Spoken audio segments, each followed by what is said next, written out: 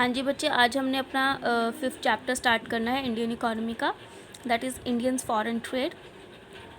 तो इसमें सबसे पहले तो हमें इसका मीनिंग क्लियर होना चाहिए कि एक्चुअल में फॉरेन ट्रेड है क्या। अब इसमें भी हमने सेम आस्पेक्ट पे ही बात करनी है जैसे हमने एग्रीकल्चर सेक्टर में किया था और इंडस्ट्रियल सेक्टर पे किया था कि कॉलोनियल पीरियड पे उनका क्या इफेक्ट था, ठीक है, ऑन इंडिपेंडेंस के टाइम उनका क्या प्रोग्रेस रहा और आफ्टर इंडिपेंडेंस क्या प्रोग्रेस रहा। तो वही सेम चीज़ हमने फॉरेन ट्रेड की अब करनी है, ठीक है। तो अब एक्चुअल में देखो फॉरेन ट्रेड होता क्या है। फॉरेन ट्रेड का मतलब जो मीनिंग है वो बहुत इजी सा है कि जब भी हम क्या करते हैं एक्सपोर्ट या इंपोर्ट करते हैं गुड्स एंड सर्विसेज का डिफरेंट कंट्रीज़ के साथ, ठीक है। डिफरेंट कंट्रीज़ को या तो अपनी गुड्स को एक्सपोर्ट करते हैं या वहाँ की गुड्स को क्या करते हैं इंपोर्ट, तो उसको हम क्या कहते हैं इंटरनेशनल ट्रेड और फॉरेन ट्रेड। क्लियर।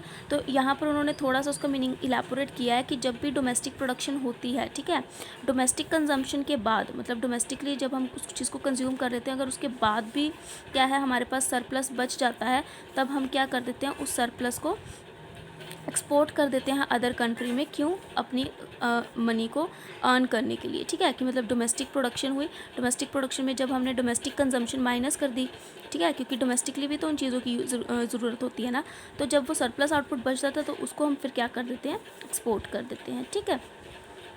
अब देखो नेक्स्ट आपके पास आता है बच्चे ऑब्जर्वेशन कि अब फॉरेन ट्रेड से हमने क्या क्या चीज़ें ऑब्जर्व की हैं। जैसे फर्स्ट चीज़ देखो यहाँ पे वो कह रहे हैं कि जो इंटरनेशनल ट्रेड है वो आपका बेस होता है इंटरनेशनल स्पेशलाइजेशन में। अब इंटरनेशनल स्पेशलाइजेशन का मतलब क्या होता है कि हर एक कंट्री ना किसी गुड्स को बनाने में स्पेशलाइज्ड होती है। जैसे हम दुबई की एग्जांपल ले तो वो ऑयल में स्पेशलाइज्ड है, चाइना की एग्जांपल ले तो वो इलेक्ट्रॉनिक्स में मतलब मशीनरी में ज़्यादा स्पेशलाइज्ड है, इंडिया की बात करें तो हम फूड्स वेजिटेबल्स या फिर स्पाइसेस में ज़्यादा स्पेशलाइज्ड है। तो हर एक कंट्री की अलग अलग स्पेशलाइजेशन होती है। तो जब वो अपनी उन स्पेशलाइजेशन को दूसरों के साथ एक्सचेंज करते हैं, एक्सचेंज इन द सेंस कि इम्पोर्ट एंड एक्सपोर्ट करते हैं गुड्स का, तो वो आपका क्या क्रिएट कर देती है इंटरनेशनल ट्रेड कर देती है। और इंटरनेशनल जो स्पेशलाइजेशन है वो आपका बेस्ड होता है principle of comparative cost advantage, ठीक है। अब देखो कंपैरेटिव कॉस्ट एडवांटेज क्या होता है कि कोई अगर सपोज़ कर लो कि हम यहाँ पर ज़्यादा से ज़्यादा कैपिटल गुड्स प्रोड्यूस करेंगे बट हमें वो चीज़ यहाँ पर महंगी पड़ती है, ठीक है। क्यों? क्योंकि यहाँ पर इलेक्ट्रॉनिक जो इंस्ट्रूमेंट्स हैं वो क्या है कम है एज़ कम्पेयर टू चाइना। तो और चाइना में क्या है ये चीज़ें ज़्यादा हैं, ठीक है, इलेक्ट्रॉनिक चीज़ें ज़्यादा हैं। तो हम यहाँ अगर उनको प्रोड्यूस करेंगे तो हमें कॉस्ट ऑफ प्रोडक्शन ज़्यादा पड़ेगी, जिसकी वजह से हमें प्राइस भी ज़्यादा रखने पड़ेंगे। तो वो चीज़ जो क्या है इफेक्टेबल नहीं है। तो इट्स बेटर कि हम उन चीज़ों को क्या करें अदर कंट्री से इम्पोर्ट कर लें। तो इसको हम बोलते हैं कंपैरेटिव कॉस्ट एडवांटेज। क्लियर। कि जैसे सपोज क्रूड ऑयल है तो क्रूड ऑयल अगर हम इंडिया में क्रूड ऑयल जो है माइंस को खोद के जैसे भी प्रोड्यूस करने की कोशिश करें तो इसमें जो हमारे नेचुरल रिसोर्सेज हैं वो बहुत ज़्यादा वेस्ट होंगे और हमारी जो कॉस्ट है वो बहुत ज़्यादा एक्सेस होगी। तो इट्स बेटर कि उसको हम क्या करते हैं कि दुबई से इम्पोर्ट करते हैं हम जो क्रूड ऑयल होता है, ठीक है। क्यों? उससे क्या होता है हमारी जो कॉस्ट है वो बच जाती है। तो इसको हम कंपैरेटिव कॉस्ट एडवांटेज बोलते हैं। तो अब देखो जो कंट्री है वो स्पेशलाइज होती है किसी ना किसी गुड्स को प्रोड्यूस करने में, और जनरली कौन सी गुड्स हम प्रोड्यूस करते हैं जिसकी कॉस्ट क्या होती है लोअर होती है than that in other country, ठीक है। अब जैसे इंडिया में है यहाँ पे एग्रीकल्चर सेक्टर ज़्यादा है तो ऑब्वियसली यहाँ पे फूड्स और वेजिटेबल्स की कॉस्ट कम पड़ती है as compared to other countries. Clear. तो इसलिए कोई भी कंट्री है सिर्फ वो ही गुड वो प्रोड्यूस करेगी जिसकी कॉस्ट उसको क्या पड़ेगी डोमेस्टिकली कम कॉस्ट पड़ेगी, ठीक है, कॉस्ट ऑफ प्रोडक्शन जिसकी कम पड़ेगी उसको। और इंटरनेशनल ट्रेड फैसिलिटेट क्या करता है export of goods to rest of the world at a price higher than the domestic market. और ऑब्वियसली इंटरनेशनल ट्रेड में अगर हम किसी गुड को एक्सपोर्ट करते हैं तो हम उन गुड का प्राइस क्या रखते हैं हायर रखते हैं दैन द डोमेस्टिक मार्केट। मतलब अगर देखो फूड के प्राइजेस अगर यहाँ पर कम होंगे तो हम उसको जब एक्सपोर्ट करेंगे ना तो डोमेस्टिकली जो उसका प्राइस होगा उससे ज़्यादा रेट पे क्या करेंगे एक्सपोर्ट करेंगे। क्लियर। और अब वही चीज़ देखो फॉरेनर्स या फिर अगर अदर कंट्रीज़ उस चीज़ को क्यों खरीदेंगी, अदर कंट्रीज़ उस चीज़ को हाई प्राइस पर भी इसलिए ख़रीद लेंगी क्योंकि अगर वो चीज़ें अपनी कंट्री में प्रोड्यूस करेंगी तो उनकी कॉस्ट ऑफ प्रोडक्शन ज़्यादा क्रिएट होती है। तो एक्सपोर्ट का प्राइस भी उनको क्या मिलता है उनको कन्वीनियंट लगता है तो वो प्राइस हम पे करते हैं। अब जैसे हम भी पे करते हैं क्रूड ऑयल का प्राइस क्योंकि हमें कन्वीनियंट लगता है। अगर हम उसकी क्रूड ऑयल का प्रोडक्शन इंडिया में स्टार्ट कर दें तो इससे हमारे बहुत से नेचुरल रिसोर्सेज वेस्ट होंगे। Clear.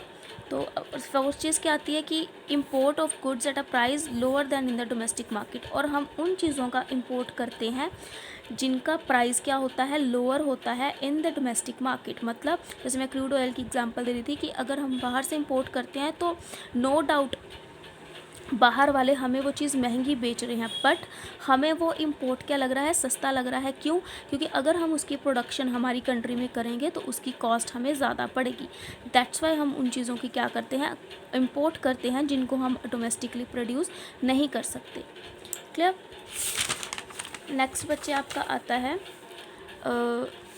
by offering much wider size of market, international trade enhances opportunities of investment for trading partners। of obvious है कि अगर देखो मार्केट का साइज़ अगर स्मॉल होगा तो इन्वेस्टमेंट भी उतनी होगी, बट अगर देखो इंटरनेशनल ट्रेड है, इसका मतलब क्या है, हम फॉरेन कंट्रीज़ में या फिर फॉरेनर्स हमारी कंट्रीज़ में क्या कर सकते हैं, इन्वेस्ट कर सकते हैं, हमारी कंपनीज़ में इन्वेस्ट कर सकते हैं।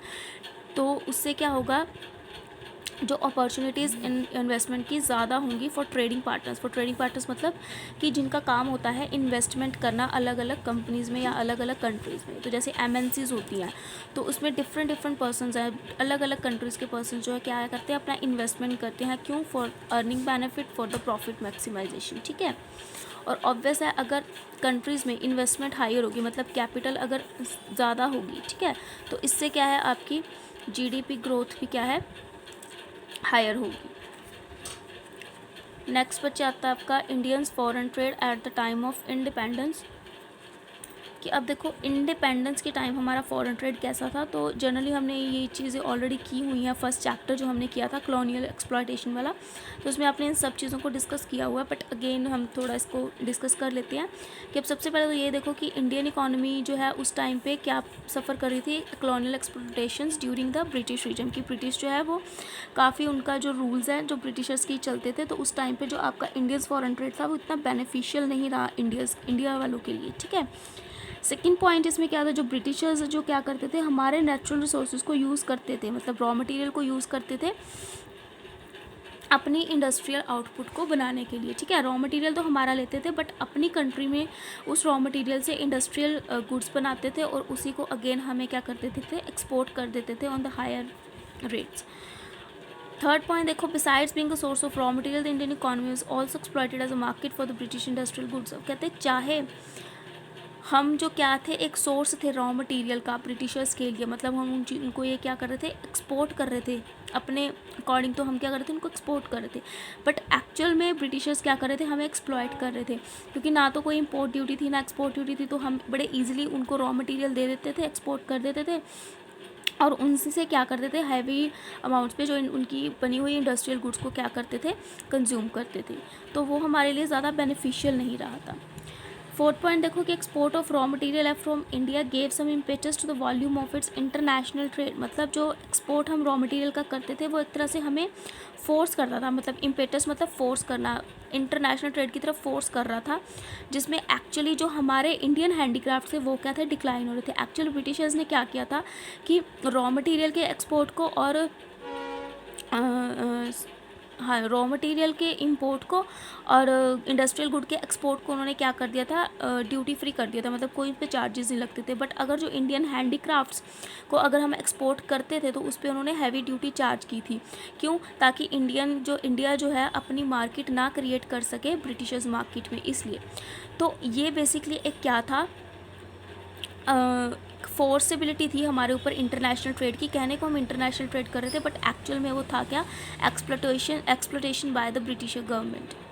ठीक है, देन बच्चे आता था आपका कि on the eve of independence, ये चीज़ हमने पॉइंट हमने पहले भी किया कि उस टाइम पे जो आपका बैलेंस ऑफ ट्रेड था वो क्या था, फेवरेबल था, मतलब नो डाउट हमारा एक्सपोर्ट ज़्यादा था as compared to import, but वही सेम चीज़ आएगी कि उस पर्पज़ को फिर वो किस लिए यूज़ करते थे, ब्रिटिशर्स एडमिनिस्ट्रेटिव एक्सपेंस के लिए यूज़ करते थे, अपने फ़ायदे के लिए यूज़ करते थे उस सरप्लस को भी, ये पॉइंट हमने किया हुआ है।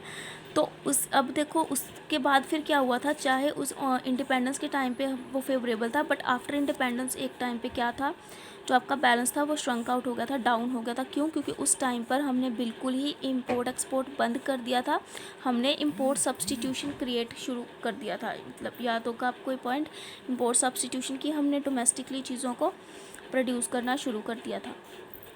ठीक है, जिसकी वजह से जो हमारा इंटरनेशनल ट्रेड था वो उस टाइम पर क्या हो गया था, कम हो गया था। देन देखो बच्चे, आपका पॉइंट आता है that is direction of trade was largely confined to Britain because the Britisher exploited Indian economy as source of. Same point बार बार उन्होंने वही चीज़ लिखा है कि उस टाइम पर जो इंटरनेशनल ट्रेड था वो एक्चुअल में इंटरनेशनल ट्रेड नहीं था, वो क्या था, जस्ट एक डायरेक्शन ऑफ ट्रेड, जिसको कौन चला रहा था, ब्रिटिशर्स चला रहे थे, सिर्फ ब्रिटेन चला रहा था, सिर्फ और सिर्फ वो इंडिया इकॉनमी को एक्सप्लॉयट कर रहा था रॉ मटेरियल लेने के लिए। क्लियर। सेवन्थ पॉइंट क्या था, that is composition of trade indicates backwardness of economy as our export included largely of finished goods. अब देखो जो आपकी कंपोजिशन ऑफ ट्रेड है वो आपको क्या इंडिकेट कर रही थी, बैकवर्डनेस, हमारी इकोनॉमी की जो बैकवर्डनेस को क्रिएट कर रही थी।